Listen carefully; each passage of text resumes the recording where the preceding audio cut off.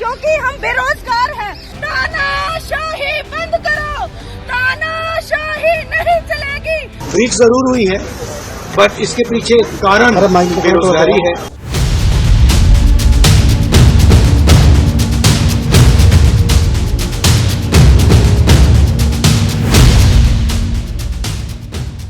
नमस्कार, आप देख रहे हैं वीके न्यूज। मैं हूं सुनील राउत। संसद में कुछ सरफिरे घुसते हैं और वहां पर अफरा तफरी का माहौल मच जाता है। लखनऊ के सागर शर्मा, हरियाणा की नीलम, महाराष्ट्र के लातूर से अमोल और पश्चिम बंगाल और बिहार से जिसका कनेक्शन जोड़ रहा है वो ललित झा, और उसके साथ दक्षिण भारत से एक मनोरंजन। भारत के अलग अलग राज्यों के युवा एक जगह आते हैं और प्लान्ड वे में समय सब कुछ नियत है, कौन कितने बजे कहां रहेगा, क्या करेगा, एक योजनाबद्ध तरीके से एक प्लानिंग की जाती है और देश की संसद में उस दिन एक अफरा तफरी का माहौल या घुसपैठ की जाती है जिस दिन कुछ सालों के पहले भारतीय संसद पर अटैक हुआ था। क्या यह अनायास हो सकता है या अचानक हो सकता है? यह बड़ा सवाल है। जांच एजेंसियां इसकी जांच में जुटी है और आने वाले दिनों में इस साजिश के पीछे क्या मकसद था उसका भी पर्दाफाश हो जाएगा। लेकिन इस दौरान जो कुछ हुआ या जो नारेबाजी हुई, संसद के अंदर क्या हुआ उसकी वीडियो सबने देखे, लेकिन संसद के बाहर एक किरदार था नीलम। नीलम को जब पुलिस ने पकड़ा तो वो कुछ वीडियोस में अपनी बातें कर रही थी। उसने कहा कि हम बेरोजगारी से परेशान है, देश में तानाशाही का माहौल है और इसलिए हमने ये सब किया। बेरोजगारी की बार बार उसने बात की कि रोजगार नहीं मिल रहा है। और उसके बाद जब नीलम के कनेक्शन सामने आए तो पता चला कि वो तो आंदोलन जीवी है। वो किसान आंदोलन से लेकर बाकी पहलवानों के आंदोलन और जितने भी आंदोलन हुए उसमें सक्रिय भूमिका में रही। क्योंकि हम बेरोजगार हैं, हमारे माता पिता इतना काम करते हैं, मजदूर, किसान, छोटे व्यापारी, दुकानदार, लेकिन किसी की बात नहीं सुनी जाती। ये हर जगह हमारी आवाज को दबाने की कोशिश करते हैं। ये तानाशाही नहीं चलेगी, तानाशाही बंद करो, तानाशाही बंद करो, तानाशाही नहीं चलेगी। भारत माता की जय। भारतीय जनता पार्टी ने यह आरोप लगाया कि कांग्रेस की सक्रिय सदस्य है, ये कांग्रेस से भी इसकी कनेक्शन है। ललित झा जो आरोपी पकड़ा गया है, जिसे इस घटना का मास्टरमाइंड बताया जा रहा है, उसके भी पॉलिटिकल लिंक सामने आ रहे हैं और टीएमसी सांसद के साथ, कांग्रेस के नेताओं के साथ उसकी तस्वीरें सामने आ रही है। अब ये जो घटनाक्रम हुआ है, इस घटनाक्रम के पीछे का असल मकसद क्या था, ये तो आने वाले वक्त में जांच एजेंसियां पता लगा ही लेगी, पता चल भी जाएगा। लेकिन विपक्ष इस मामले को एक नया ही रंग देने की कोशिश कर रही है। अखिलेश यादव का बयान ले लीजिए या फिर अब ताजा बयान आज राहुल गांधी का आया है। राहुल गांधी ने भी हूबहू वही कहा है जो गिरफ्तार लड़की नीलम ने कहा था कि हम बेरोजगारी की वजह से परेशान हैं, हम तानाशाही की वजह से परेशान हैं, और राहुल गांधी भी वही कह रहे हैं। अब सवाल यह है, जो शंका भारतीय जनता पार्टी लगा रही है या जो आरोप भारतीय जनता पार्टी लगा रही है, क्या यह विपक्ष का किया हुआ सारा गेम प्लान था? क्या विपक्ष इस साजिश में शामिल है?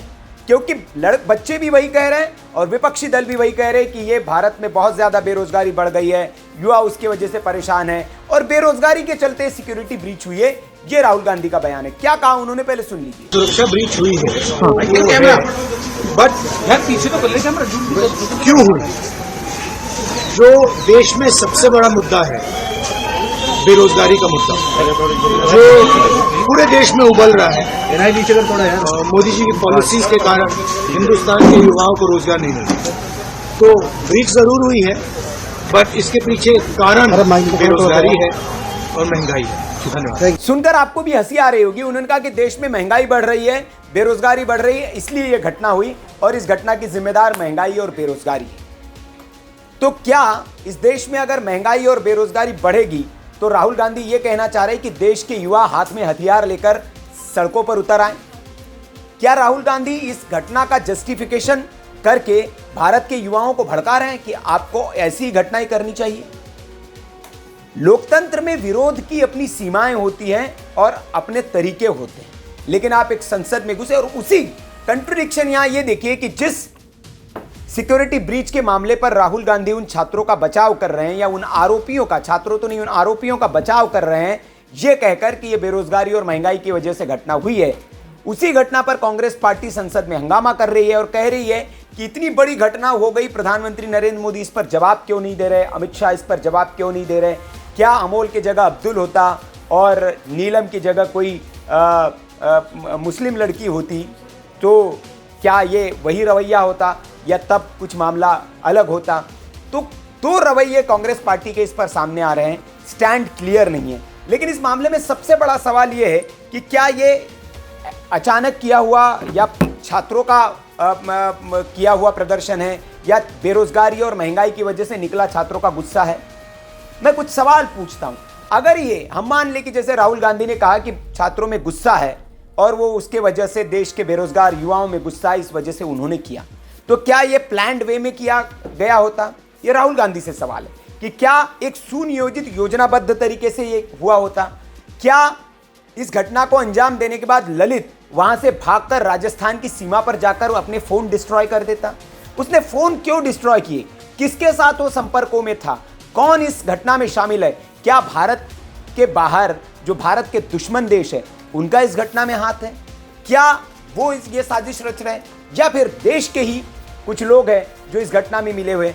ललित झा ने मोबाइल फोन क्यों डिस्ट्रॉय किए, ये सबसे बड़ा सवाल है। अगर ये घटना आक्रोशित युवाओं की है, बेरोजगार या महंगाई से परेशान युवाओं की है, उन्हें तो डर नहीं होना चाहिए क्योंकि वो बेरोजगारी और महंगाई की वजह से परेशान है और एक अचानक किया गया ये प्रोटेस्ट है या अचानक हुई ये घटना है, तो फिर ललित झा को फोन डिस्ट्रॉय क्यों करने पड़े, ये सबसे बड़ा सवाल है। दूसरा सवाल यह है कि सागर शर्मा जो लखनऊ का एक लड़का बताया जाता है, लखनऊ का एक युवा है, रिक्शा चलाता है, एक 3 व्हीलर चलाता है, वहां पर बेंगलोर में कभी वो नौकरी किया करता था, लेकिन उसके रिकॉर्ड से सामने आया है कि बेंगलोर से जब भी वो लखनऊ आता था तो वो ट्रेन या बस की बजाय फ्लाइट से आता था।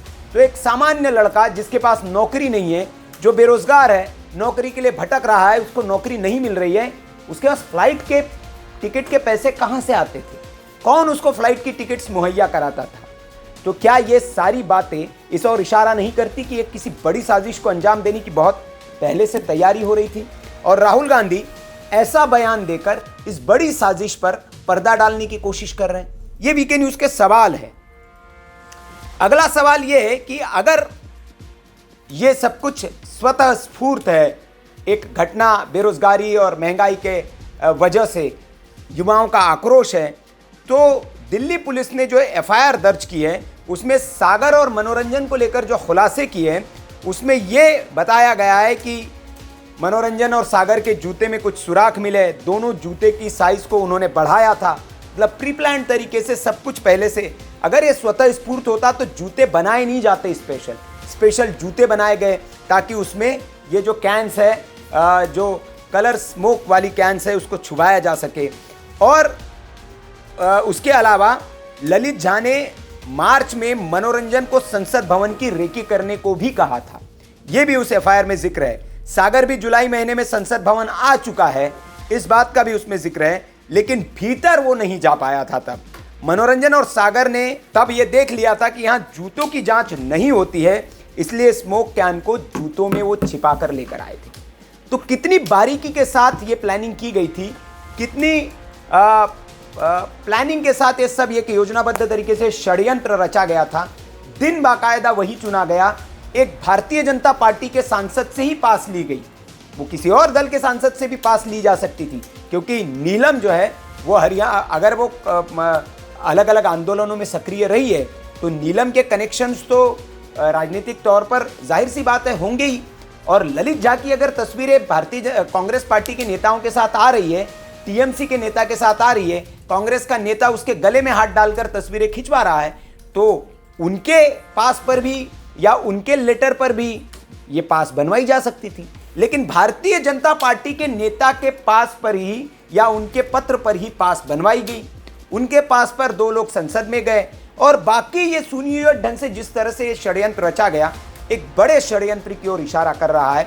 और ये सारी बातें जांच एजेंसियां आने वाले दिनों में सामने लाएगी। चूंकि वीके न्यूज एक न्यूज चैनल है, उसका काम जांच करना नहीं है, लेकिन सवाल उठाना है। और ये कुछ सवाल हमारे सामने आए, इसलिए राहुल गांधी के बयान के बाद ये सवाल हमने उठाए। अब कांग्रेस पार्टी को, राहुल गांधी को इन सवालों का जवाब देना चाहिए कि अगर ये बेरोजगारी और महंगाई की वजह से एक युवाओं का स्वतः स्फूर्त ये गुस्सा है, आक्रोश है, तो इस आक्रोश के पीछे इतनी साजिश और प्लानिंग कैसे की गई, ये जवाब उनको देना चाहिए। खबर पर आपकी क्या राय है, आप कमेंट करके हमें जरूर बताएं। वीडियो अच्छा लगा हो तो लाइक करें, शेयर करें और ऐसी खबरों के लिए आप देखते रहिए वीके न्यूज। नमस्कार। वीके न्यूज, राष्ट्र के नाम।